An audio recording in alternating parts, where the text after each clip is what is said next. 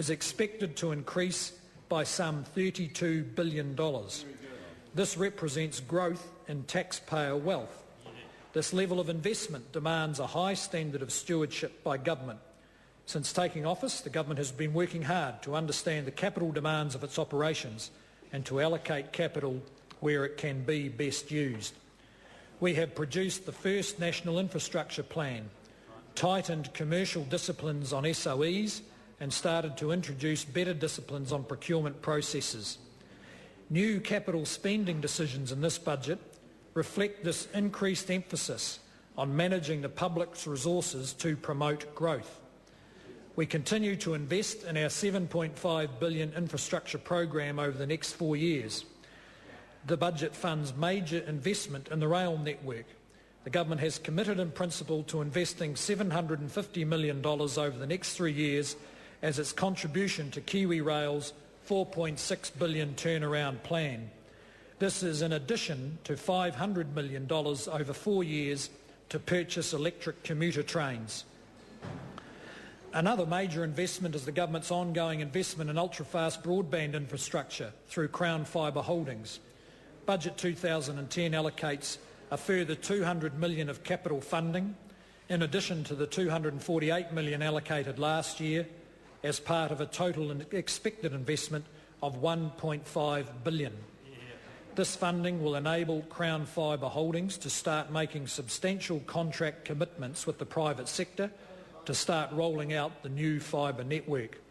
A further $48 million has been allocated for ultra-fast broadband in schools, and funding has been set aside for a new prison, potentially delivered via a public-private partnership.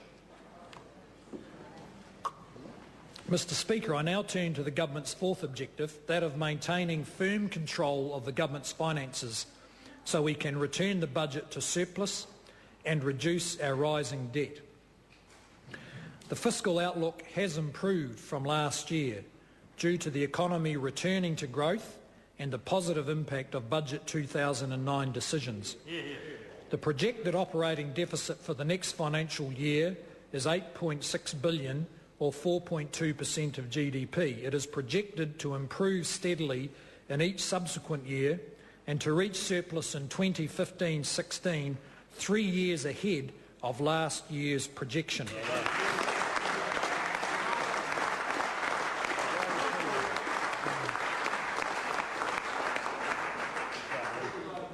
As a result of this improved outlook, the debt projections have also become more favourable. Net core Crown debt is now projected to peak at 27% of GDP in 2014-15 and then decline steadily. This is both a lower and an earlier peak than was projected in last year's budget. It contrasts strongly with the outlook of ever-rising debt which the government was presented with in late 2008.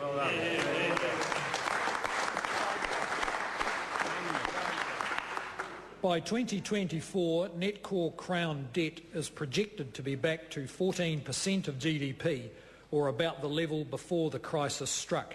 However, it will require at least a further decade of disciplined financial management to deal with the effects of the global financial crisis and the huge lift in government spending during the boom years leading up to that crisis. Financing new and maturing debt will require the government to borrow around $240 million every week over the next 3 years. Debt is projected to reach $68 billion by 2014-15. This substantial rise in debt will mean that interest costs more than double.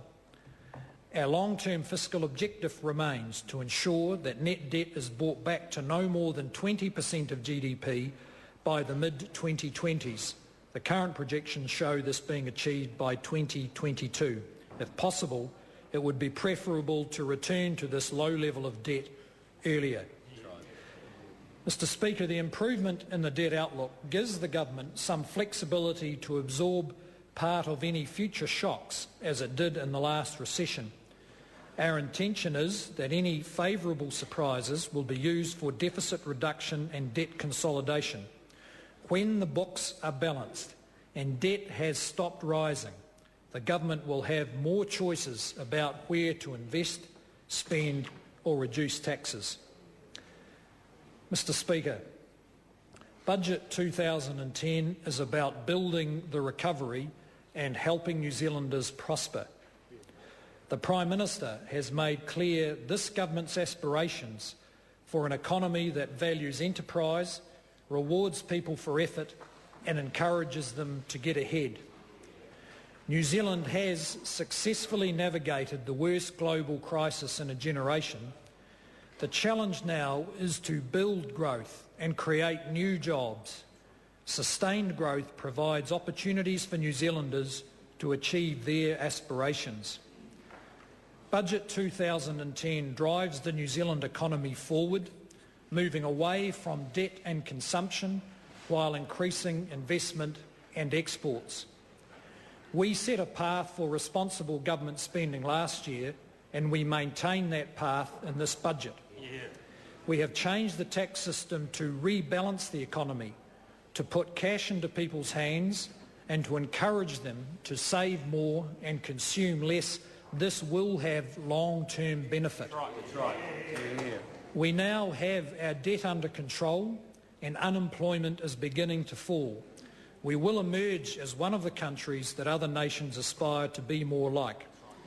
There are risks to the recovery. A mountain of debt hangs over a number of our export destinations and will also influence the markets that lend to New Zealand. We cannot take for granted the contribution that the Australian and Chinese economies have made to our growth. However, we are on track to a position most developed economies will envy. This includes more new jobs, falling unemployment, rising family incomes, quality public services and sound public finances. Mr Speaker, this budget continues to build the platform for a much more ambitious New Zealand. I commend this budget to the House.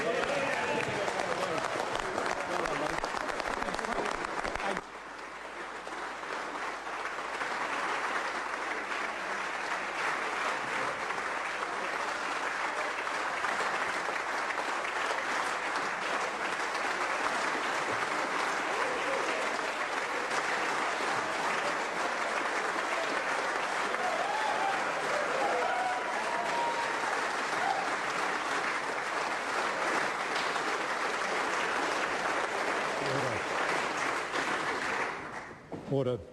The question is that the appropriation